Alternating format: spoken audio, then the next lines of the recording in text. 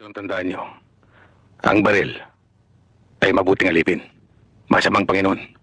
Ang ibig ko sabihin, kapag ang baril ay ginamit sa kabutihan, mabuti yan. Pero kung magpapadala kayo sa kapangyarihan ng baril, masama yan. Naintindihan niyo ako? Opo. So, magandang araw mga kapatid sa One Gun Pilipinas at ang aking mga subscribers sa YouTube, no? Ito na po yung ating part 2 ng ating high cap na arms core na nabili sa Big Bodega Sale, no? At tapos na po yung ating pag-enhance or pag-custom nitong 45 na ito. So, sabi nga natin, maganda po kapag tayo ay bumili ng locally made. We are helping the local industry ng firearm. Nagge-generate ng trabaho at nagkakaroon po pa ng promotion ng ating mga locally made and manufactured firearm. Lalo po itong arms core, no? Magaganda na po yung kanilang mga firearm talaga, no? World class, sabi nga. At maski sa Amerika naman, kilang kilala na po ang Rock Island o ang arms core, no? So this one ay ito po yung ating project na na arms core na high cap. So let us see kung anong ginawa natin dito, no. So yan. Ito na siya mga kapatid, no. Ito na yung ating high cap na arms core, no. So check natin kung may laman, no. Yan. So clear po ang firearm, no. So ayan na siya mga kapatid. So, dati ito po ay naked lang, no? Napaka-standard na 1911. So, what we did, mga kapatid, ay sinerakot natin yung receiver, of course. At nilagyan natin po ng LPA adjustable rear sight. Makikita nyo naman. Adjustable na po yan, no? Ito yung ating rear sight, no? At nilagyan po natin ng fiber optic, no? So, dovetail yan. Tinanggal na po natin yung kanyang original, nilagyan natin to ng adjustable na ng ating Novak po na fiber optic na, no? Tapos ito po ay nung una ay wala po itong extended guide rod, nilagyan na po natin. Ayan na po yung extended guide rod niya, no? Tapos ayan po, nilagyan natin po ng guard, yung slide guard, itong ating safety. So left and right po yan, meron na, no? Ayan po, meron na siya, no? So ang ganda po dyan, protection po ng ating thumb pag pumuputok po, at parang thumb rest na rin po yan, no? Yan. And nilagyan natin ng checkering itong lower receiver, no? So ayan na po. Dati wala pong yan. Pero ni-retain natin yung grip kasi maganda po ang kapit ng grip nito, no? Ni-retain natin yan, hindi na natin papalitan. Snare cut din natin yung mga tornilyo, no? Yan. So yun ang ginawa natin at makikita po ninyo, naka-chrome na rin po yung ating barrel. So extended na rin po yung ating magazine release. So madali na pong i-release yan. Ayan, nakikita nyo naman, no? So mas madali po siyang i-release. Ayan. So mas madali po. So hindi na po natin nilagyan ng magwell, no? Nung magazine guide kasi po malaki naman na itong butas, no? So madali naman pong mag-change mag pag nakita nyo pong ganyan. Ayan naman na po, napakadali na, no? So yun po, at tin-right up natin. Dati po ito ano po ito, hindi po ito try top. So naka-try top na po ngayon. So yan na po yung ating arms core na high cap. Ito na po ang ating itsura ngayon. At isisiro pa natin ito sa firing range, no? So sana mapanood ninyo sa susunod at isisiro natin to para po talagang ready to use na po itong baril. So na-condition natin, aesthetics, napaganda natin. Tingnan na po natin yung sa susunod yung paano po ito mag-perform sa firing range kapag na-isiro na po natin. Tingnan niyo po, grabe ang liwanag ng 3G ko na fiber optic, kitang-kita, oh. So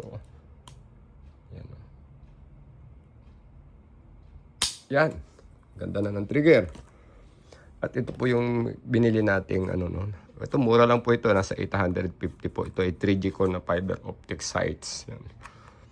So yan po yung ating binili para po talagang quality, no. So may may dalawang magazine, kinroom natin at nag-purchase pa tayo ng isang mag. Yan. So yun lang po muna. At pag pinutok natin sa range, abangan po ninyo, tignan natin kung paano mag-perform po itong ating in-enhance na Armscore na high cap. So yan po may tri-top, extended magazine catch, adjustable rear sight, ilagyan natin ng fiber optic front na dovetail na may 3G con na fiber optics. Lagyan natin ng slide guide itong slide protection, itong slide guard, itong ating left and right na ambidextrous safety. Yung makikita niyo po, may allen yung trigger na adjust po ito. So yun lamang po, magandang araw po sa ating lahat. Maraming salamat po sa mga nanonood sa ating channel, no? At mabuhay po tayong lahat. Mag-iingat po tayo palagi. Alright, magandang araw po sa ating lahat. Ito na yung ating high cap na caliber 45 na binihisan natin. Ito is standard na high cap ng Armscore. Ayan, ilagyan lang natin ng fiber optic, adjustable rear sight. Extend natin itong slide stop, no, para pa protection po ng ating thumb. At checkering po dito sa baba, Cerakote sa ilalim, Dalchrome sa ibabaw. Nilagyan natin ng ating extended guide rod. Yun lang po ang ginawa natin. So yan, kasama natin si Sir Norman, no? At isi-zero natin itong ating 40. Yun. So, lapit tayo sa target, no? Go. So, verify natin ating target. Ayan, makikita nyo. Walang tama yung target, no? Malinaw. So, yun po yung ating modification dito sa baril na to. No? Makikita nyo, naka-adjustable. Again, LPA rear sight. Fiber optic, nilagyan natin ng 3G con para po siguradong talagang quality po yung ating fiber optic front. Extended ang ating magazine release. Kaya po napakadali ng pindutin, no? Yan po ay binid-upan lang natin, in-extend natin para po mas madaling i-manipulate. So high cap po ito ng Armscore na standard. Nilagyan po natin, tin-right up natin yung ibabaw kasi dati po standard lang po yan, tin-right up natin, ano? So yun po yung modification, no? At ginalaw natin ng konti yung trigger. Medyo in-adjust natin ng konti. Yun lang po ang ginawa, no? So tingnan natin.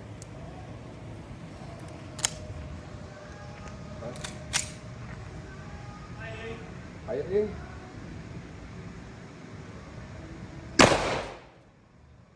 Verify natin. Ito po yung patama, no? Yung ating unang bala. Pasok tayo. So, napakaano lang po yan. 1 inch lang po ang ano niya, no? So, sa 5 meters po yun. Hindi natin susunod at patama natin ang bala. Nandun lang po ang bala. Maganda po ang pagkakasiro, no? Yan po ang Armscore, mga kapatid. So, konting modification. Nabili sa bodega sale. Ginastusan ng konti. Tignan nyo po yung patama ng baril, no? So, layuan pa natin. Tignan pa natin kung gano'n pa rin yung patama.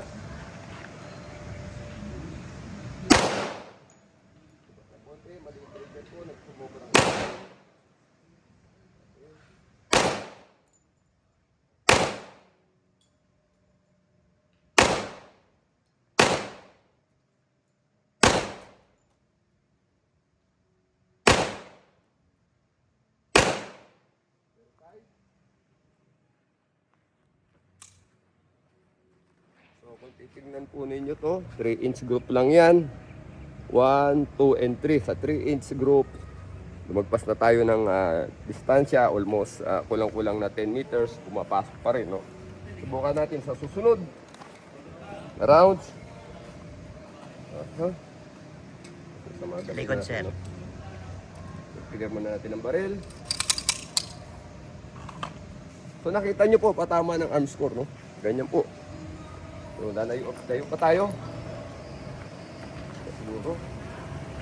Tingnan natin kung kaya pa rin natin papasok sa area na yun kung saan tayo nagsimula, no? Second magazine.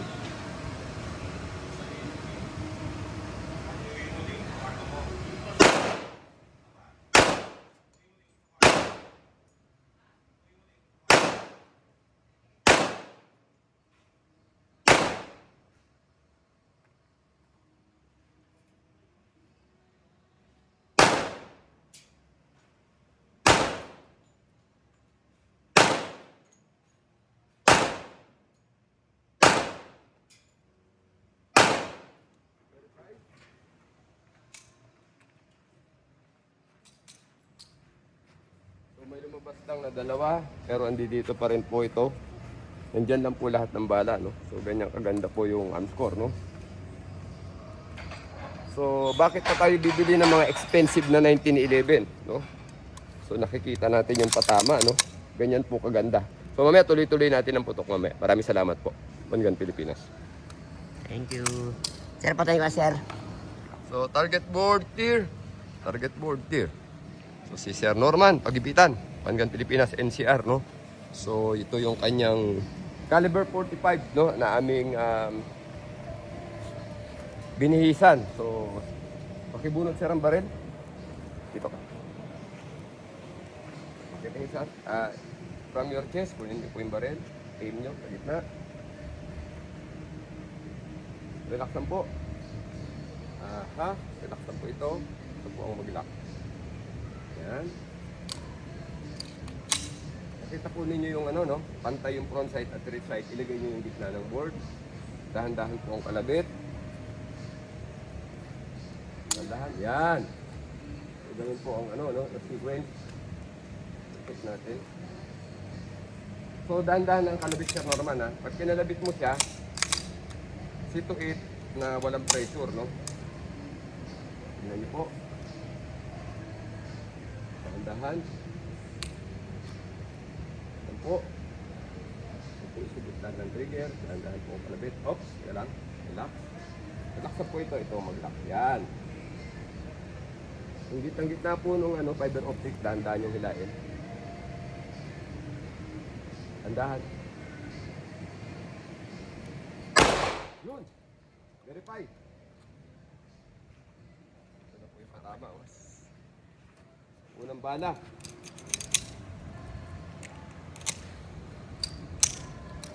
Okay.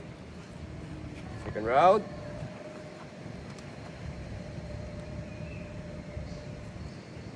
Tama yung grip. Ito po, mag-lock. Ito, relax lang. Up. Relax lang po. Kung lakasan ko ito. Dahan na hila. Dahan. Yun. Blinking.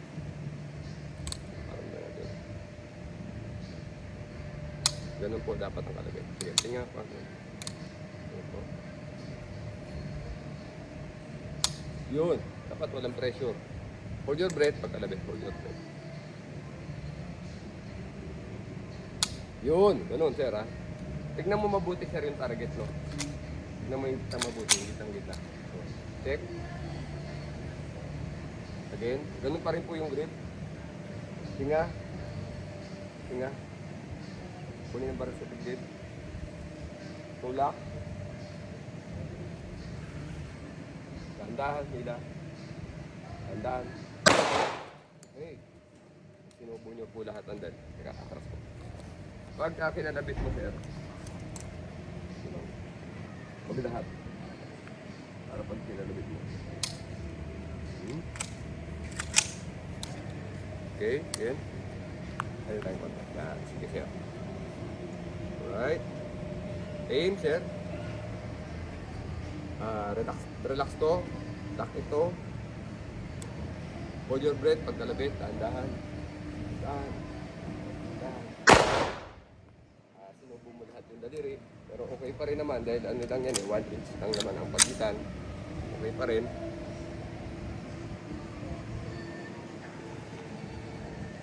Yan lang, ganyan lang, sir.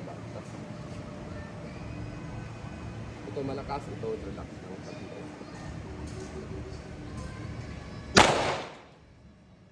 Punta lalo sa left. Pag kinalabit mo siya, sir, ganito. Relax lang, yung mga kalabit ko, sir. Gumalaw yung front. Gumalaw ang front side.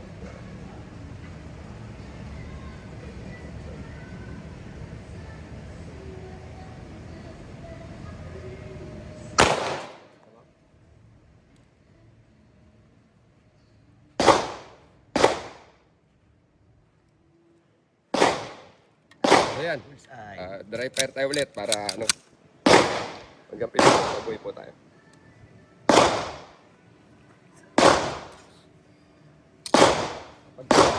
Alright, go!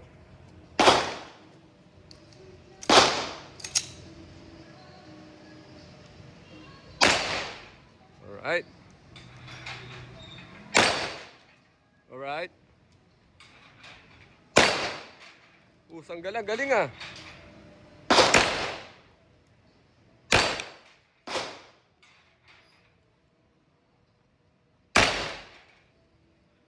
Wala nang palya. Okay? Concentrate, focus, front.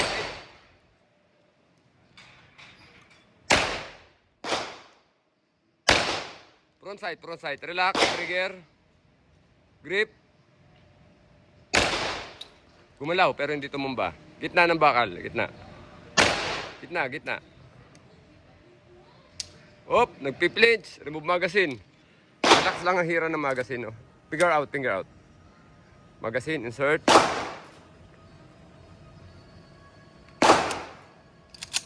Alright.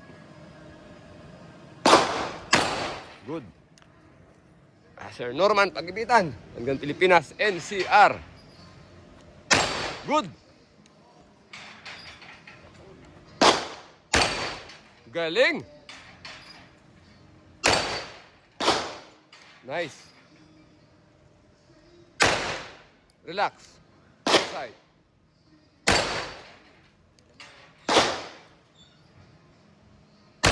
Good.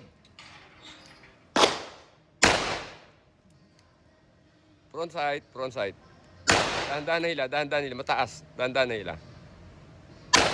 Dahan-dahan ng hila, sir. Gitna ng bakal. Good. Ganun pa rin, gitna ng bakal. Dahan-dahan ng hila. Wala nang bala. Meron pa? May bala pa? Finger out.